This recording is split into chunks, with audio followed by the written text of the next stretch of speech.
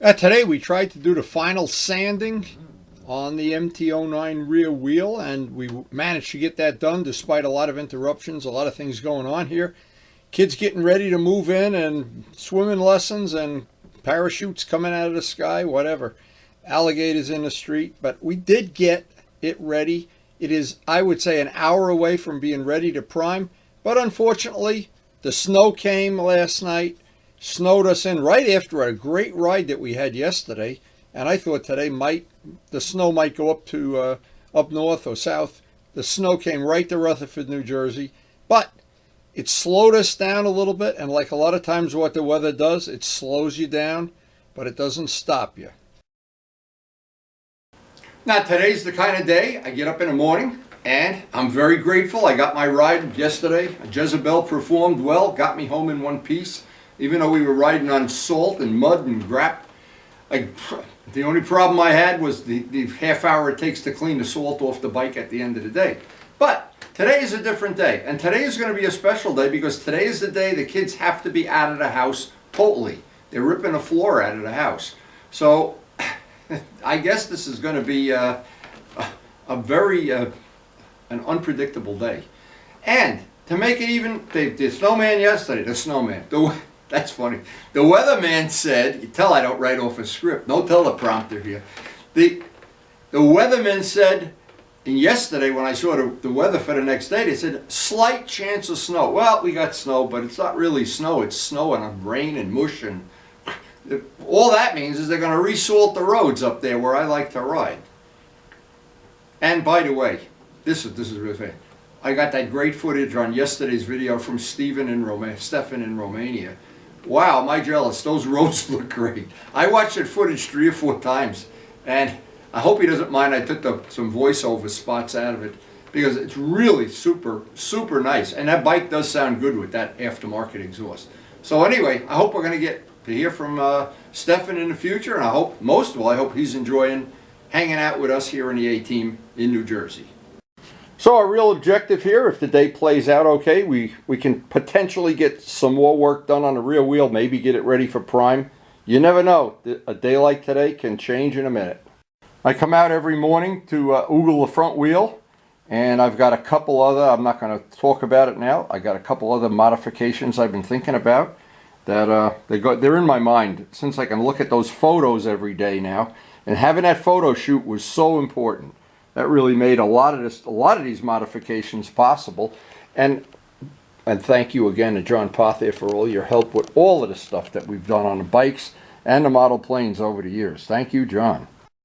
And I really wanted to ride the FCR yesterday. I don't know why, but then when I thought about cleaning it, I mean, the last time I rode the FCR with the fairings and all of the, oh, God, it's a lot easier to clean the Ninja. So this is the time of year that is a factor in the ride. And all these videos about doing custom wheels, they're on my channel. You put my name in, quotation marks, the model of the bike, and custom wheels, they come right up. Every one of them. So the only thing that could be better now, if we can get Stephen Walker in Australia to send us some video of chasing the kangaroos down there in Brisbane, I don't know. Or that bike that he's working on, that thing is looking pretty good. I had pictures on it on previous videos.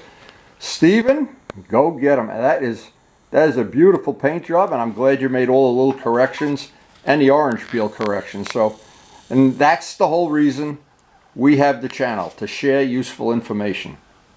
And it really isn't a joke. When I know the roads are salty and wet and everything, this is a good bike to ride because it's very easy to clean. The 2 big sport bikes, not so easy to clean. There's mud and grit gets everywhere on them. You go through one puddle and it's a half hour of work to clean it. The weather report today is snow all day. We always have to work around. We're prisoners of the weather. So it looks like we got about 1.5 inches, 2 inches of snow so far, but it's supposed to snow the rest of the day and through the night. So I guess realistically, we're not going to be doing any painting for the next couple days. Yep, it is supposed to snow all day, and it is good to know we got that ride in yesterday when the roads were, well, not dry, but better than today. And Karen's already dreaming about her summer garden. She's already looking at the Burpee catalog and ordering seeds. Now it's funny, when everybody comes here for the first time, the first thing they think of, they say, gee, I've seen this workshop or this whatever on video, but in real life it's really a lot smaller. Well, you know what? They're right. We work in some pretty confined areas. But today, here's the job. I want to go have my coffee first. I have to do the rest of the hub and possibly all the hand sanding, and I'll see how much the kids are moving their furniture and beds and everything in here. So I have to figure out, I can work in between the raindrops here, but to get this ready for prime so that the next day I can paint, I can prime it, but that would be a major, major goal today. Karen just reminded me another thing. Today is Miles' swimming class. I have to take him to swimming. It's my turn. We take turns taking him, and it's a lot of fun. This is the kind of day some extra coffee is in order. So while Karen is out ordering seeds, remember, this is zucchini bread. We have it in the freezer all summer. How many of these did we make? 7? From the zucchinis that we grew in a garden last year. And today, we get to eat it. So the first thing I wanted to do is set up the vibrator sander and see how, if that's going to do what I want it to do. Because ultimately, I'm going to have to do the whole thing by hand. But it'll help get some of the powder coat off. It should be a little quicker than if I did this whole thing by hand. So it's time. It's actually time to go to work. Now this is all Harbor Freight, of course. We don't believe in having any expensive equipment for the kind of work we do. It just doesn't pay. If I was doing this for a living, well, I'd buy more expensive stuff. But the good news is, for an average person, you're only going to restore one motorcycle a year, possibly, like I do. What happens is this equipment is just plenty good. And I think these were under $20. And the sandpaper, when you're done using it, you can clip it and make little pieces, little pie cuts. Because you're really, on this tool, you only wear the sandpaper out right at the tip. The rest of it lasts forever. Now, one advantage of this tool is it's very easy to use. It doesn't take a lot of effort. You don't have to press down hard. And I've been using 100 grit sandpaper on this. It leaves plenty of an etch, plenty of a scratch, that when we do the final hand sanding, it'll be perfect for the primer. And it worked out so well on the front wheel that I couldn't be happier. And it's a very inexpensive tool. So I wanted to show in real time roughly how long it takes just to get the powder coat off. This is not smooth yet. All got to be sanded by hand. But I can get this whole band done by machine. It'll just save me a little bit of extra work. And the most important thing is, on a tool like this, is to figure out what areas you can do with it and where it's useful. And there's always spots you can't use something like this for. Doing those radiuses in between the spokes, you can't use this kind of tool. And that's why I've tried to show all the tools that I have in my toolbox, my inventory of stuff, for doing this type of work on a motorcycle wheel. So the bottom line is, having this tool probably saved us legitimately about half hour sanding. Well, I don't know, some amount of time anyway. And one side, pretty much ready for final hand sanding and radius and all these things. But all that stuff's got to be done by hand. Now this is the tools that we were using yesterday on yesterday's video, and they work so well to get in these radiuses. This without this tool, this would be very, very difficult to make it really nice. And to finish this side of the wheel is just going to be a lot of hand sanding. And the hand sanding part of it, to be honest, you just have to be patient. There's no quick way, I know, unless you have a bunch of friends that come over and you buy them a pizza and they do the wheel for you. And you know what? I don't have that friend in my toolbox. So this side, the radius are in pretty nice, and this I want to feel with my hand that I don't have any gouges or anything in it. But when you do this work with that vibrator tool from Harbor Freight, it really does a pretty nice job. Now, I'm going to do a final hand sanding on this, probably with 220. I don't know yet. When I'm all done with the whole wheel, because we're in the middle of 2 snowy days here, the time is not of the essence, and I want to get that totally prepped before I backmask it and get it ready for prime. But I still have the other side to do. It's amazing. Nobody ever comes over here and helps me do this. Uncanny. And this kind of work is like construction work, and I've done a lot of construction work on the houses that I've owned. But what it is you have to work, the next day work, next day work, and you don't get any real instant gratification.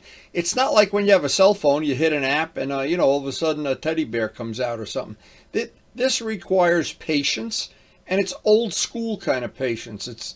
It's not the kind of thing you just, it's going to be done in 1 or 2 days. You need to have patience. Well, that tool was really helpful. Now this I'll sand by hand in here. That's a machine surface that'll sand quickly. And I have to sand all these radiuses now, but this is the side of the wheel that has these injection things, and I was wondering, I really don't want to grind away at that. I'm afraid I won't get that radius real nice. Thinking about it though. Yeah, that would be if I gouge it there, I don't want to take a chance. But I'll do the rest of this now. Everything else from this point on pretty much has to be done by hand, and it now becomes that amazing thing, a labor of love.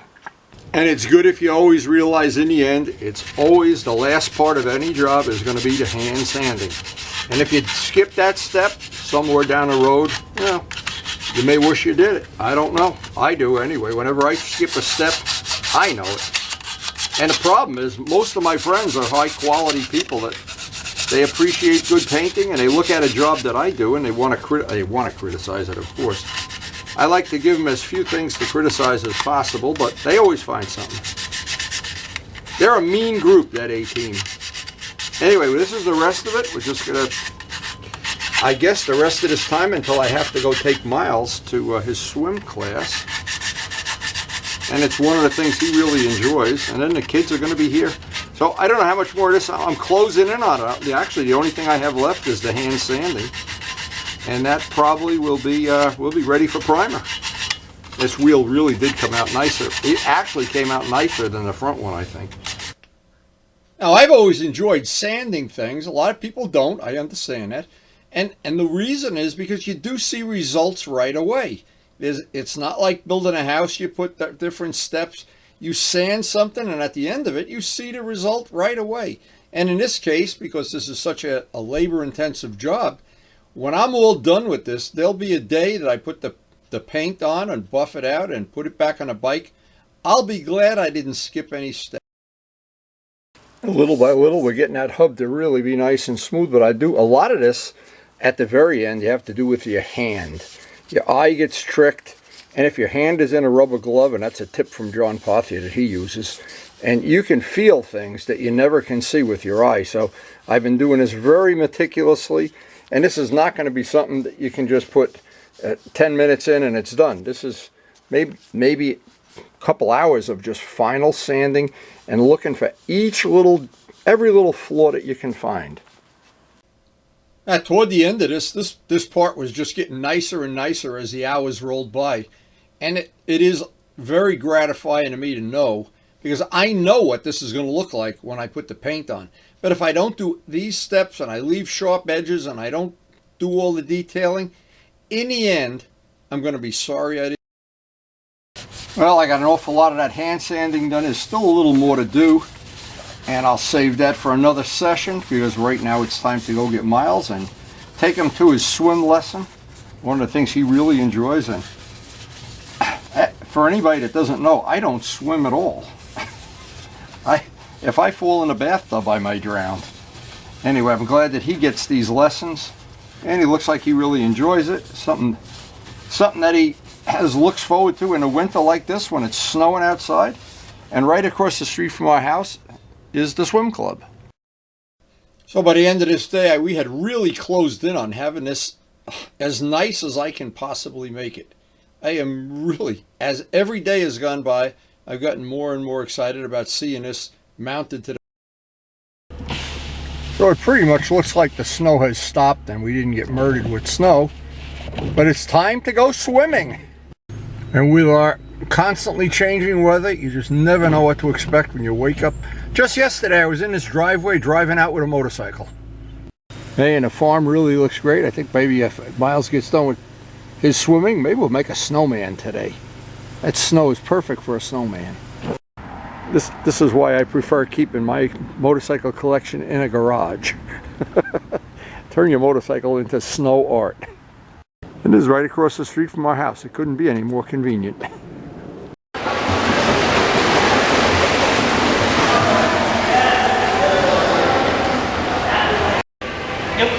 He's getting ready to dive here, I think.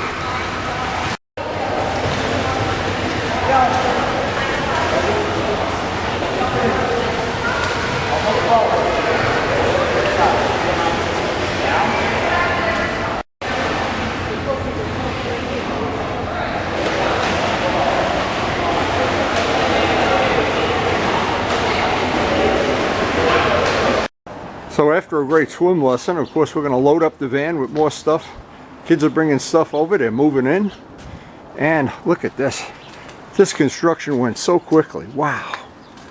And now he's dried in. So getting the kitchen in, it's going to be a piece of cake. This is going to be a kitchen and a family room addition on a house. Whoa. Even the pile of junk is covered with snow. Are you impressed, Miles, how quick this went together? Wow. Are you going to have fun out in that back room? Wow. You want to make a snowman? No. So the only thing I have to do yet today is pick up the air mattress for our guest room.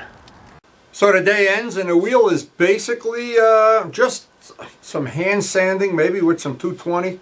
A little more, and I'll do that once I get it into the wheel stand. Back mask it and prime it, but we can't do any priming on the weather we have today. I don't know what it's going to be like tomorrow. But basically now the big thing is going to be, with the kids moving in here, I've got to readjust my schedule, figure out how this is going.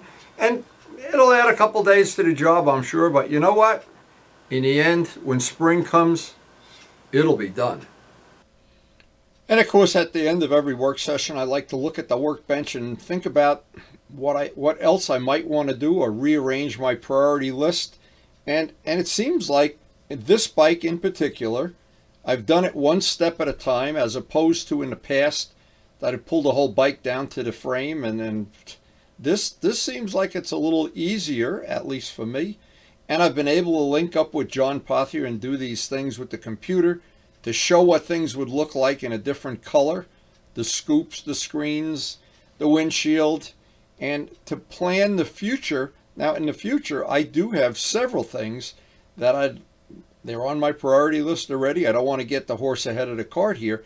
And I like polishing the exhaust, polishing up the wheels. I did everything methodically for the first year. Got the carbon fiber parts, get one by one to see how I would like it. But because I like riding the bike so much, it paid for me to take my time and do this. If this was a bike I had only ridden for a month, I'm not sure I would really like it. But the bike suits my riding needs to a T, especially at this point. I'm not doing track days anymore. I'm not doing any hooligan stuff anymore. But what I really want to have, the nicest looking MT09 I can possibly make.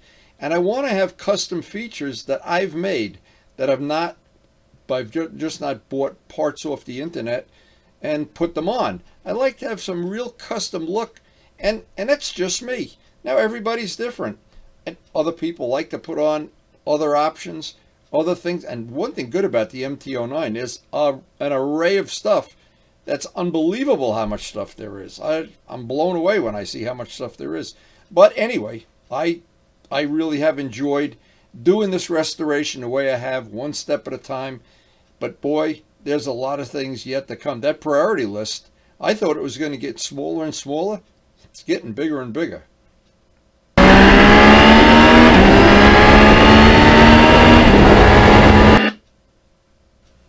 So if you enjoyed the video, I hope you share it with your friends. And of course, I hope, most of all, that we'll see you tomorrow. And thanks again for watching.